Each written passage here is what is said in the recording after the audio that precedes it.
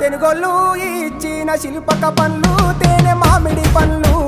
తీయంగా తిందామె తీరొక్క పండ్లు చిలక నేరేడు పండ్లు కాబోళ్ళు ఇచ్చిన మక్క కంకులు అవి పాల కంకులు కాల్చుకొని తిందాము కందికాయలు పచ్చి పల్లికాయలు గుజారి గుజారి మామిళ్ళ కిందో నల్ల మామిళ్ళ కింద కుసుమరోళ్ళేసిన కుందన బొమ్మ అది కుందన బొమ్మ